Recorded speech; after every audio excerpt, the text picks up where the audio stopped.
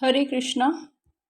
आज जो हम वैष्णव पदावली में से आज सीरीज 4 में हम भक्ति सिद्धांत सरस्वती ठाकुर जी के द्वारा लिखा गया एक बहुत ही सुंदर भजन पढ़ेंगे, जिसका टाइटल है दुष्ट मन तुम किसेर वैष्णव।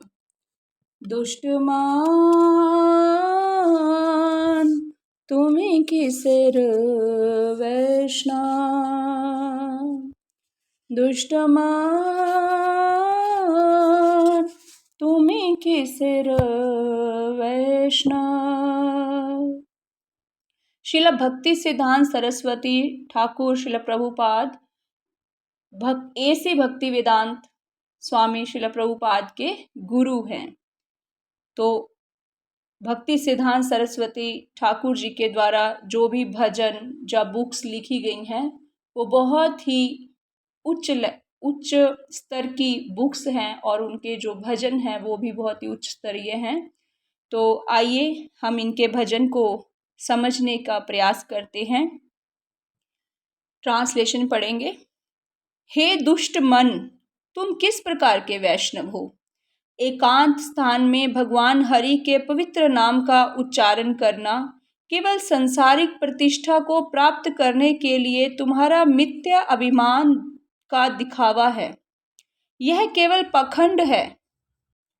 ऐसा भौतिकवादी अभिमान एक शूकर अर्थात सुअर की बात कर रहे हैं यहाँ पे के मल के समान घृणाजनक है।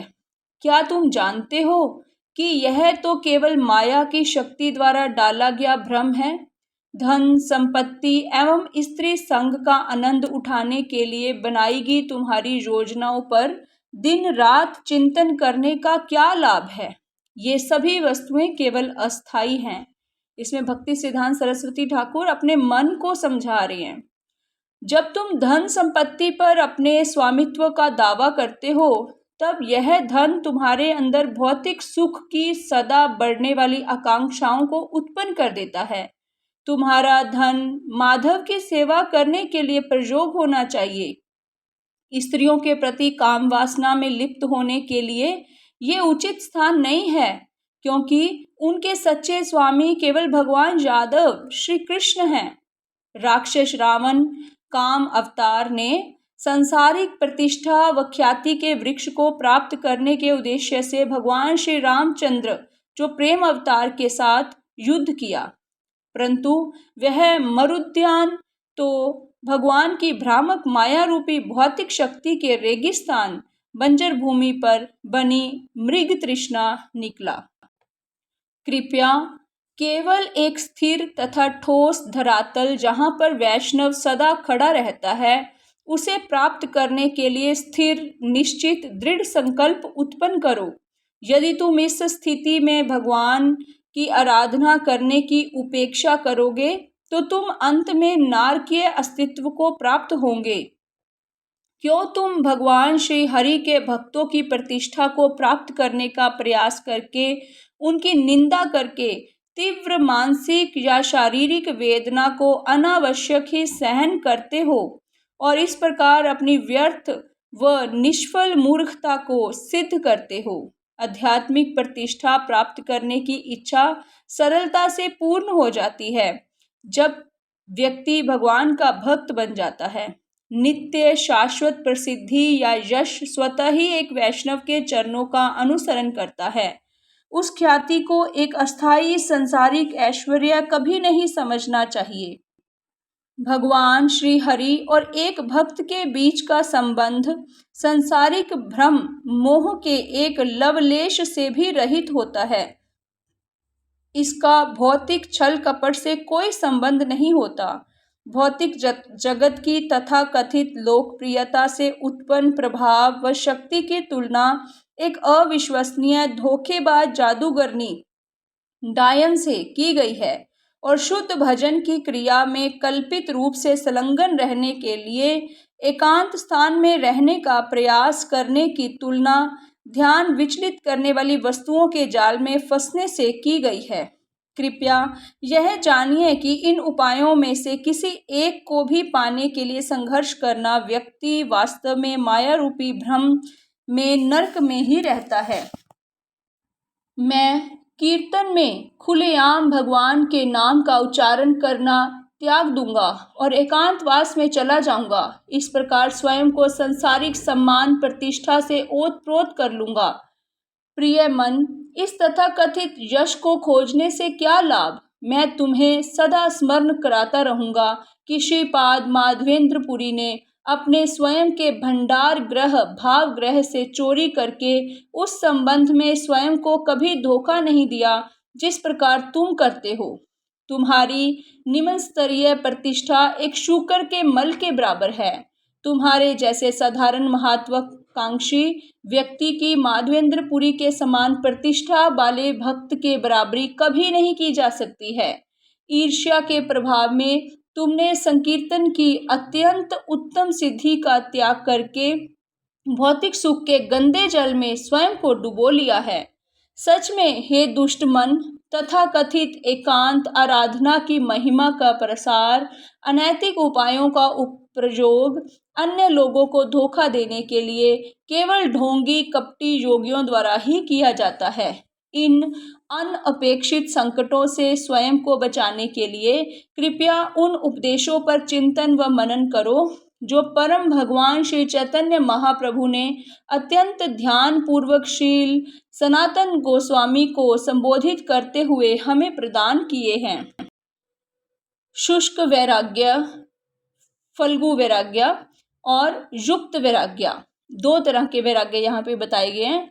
भौतिक बंधन में जकड़े हुए बद्ध जीव और मुक्त जीव, जो बद्ध जीव होते हैं वो फल्गु वैराग्य में चले जाते हैं, जो मुक्त जीव होते हैं वो युक्त वैराग्य में रहते हैं।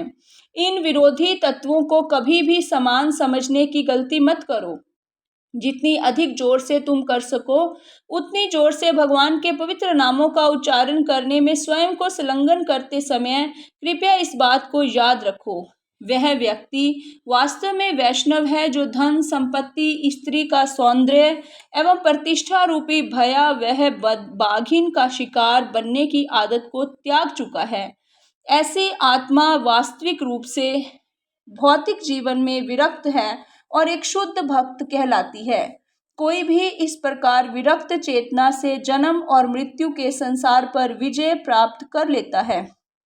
वह व्यक्ति वास्तव में विरक्त हो जाता है जो उन संसारिक वस्तुओं को साधारण रूप से काम में लाता है जो भक्ति कार्य में लगे रहने के लिए आवश्यक समझी जाती हैं। इस रीति से कार्य करते हुए एक भक्त भौतिक आसक्ति के रोग का शिकार नहीं होता। अतः स्वार्थपूर्ण आसक्ति से रहित होकर और वस्तुओं को भगवान के संबंध में देखने की योग्यता से युक्त होकर व्यक्ति समस्त वस्तुओं को साक्षात भगवान माधव के रूप में देख सकता है। यही उपयुक्त एवं उचित वैराग्य का नैतिक सिद्धांत एवं आचरण है। जिसने इसकी अनुभूति कर ली है वही वास्तव में सबसे अधिक भाग्यशाली है। ऐसे भक्त के जीवन से संबंध प्रत्येक वस्तु जड़ पदार्थ के संसार में प्रकट हुए भगवान श्री हरि के निजी आध्यात्मिक ऐश्वर्य की प्रतीक है। दूसरी ओर स्वयं की भौतिक प्रतिष्ठा को बढ़ाने की आशा से भगवान नाम के जप में संलग्न व्यक्ति पाता है कि उसके समस्त कार्य एवं साथ में प्रयोग में आने वाली सभी वस्तुएं केवल भरपूर पाखंड व ढोंग का प्रतीक हैं।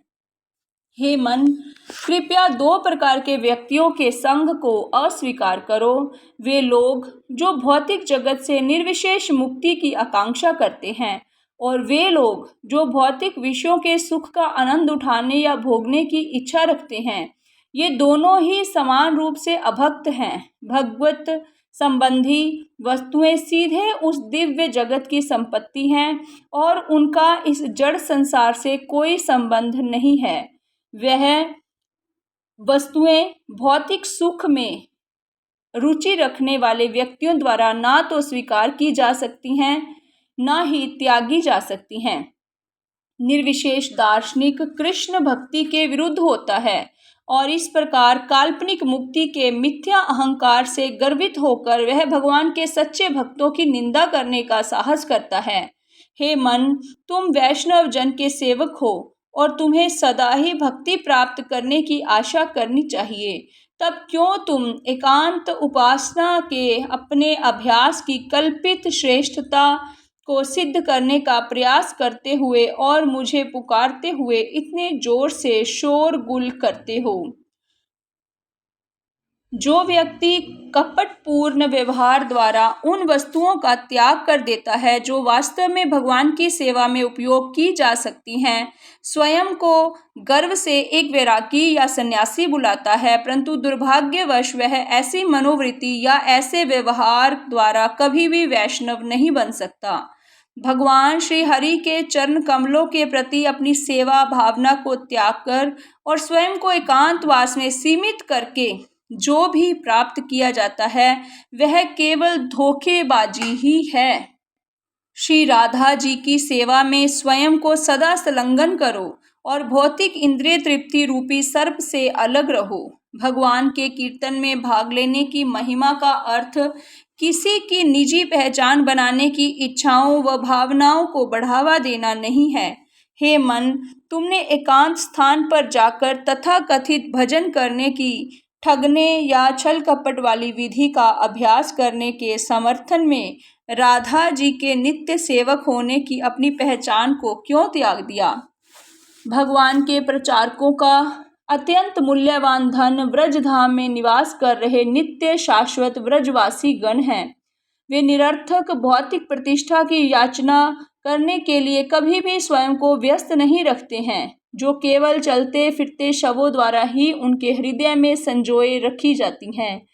व्रजवासी वास्तव में जीवनी शक्ति से भरपूर होते हैं और इसलिए वे साधारण भौतिक जगत के चलते फिरते शवों को जीवन प्रदान करने के उद्देश्य से प्रचार करते हैं। समस्त गीत जो व्रजवासी भगवान श्री कृष्ण की महिमा के विषय में गाते हैं, वे सभी यश एवं प्रतिष्ठा पाने की भौतिक इच्छा से भी रहित होते हैं।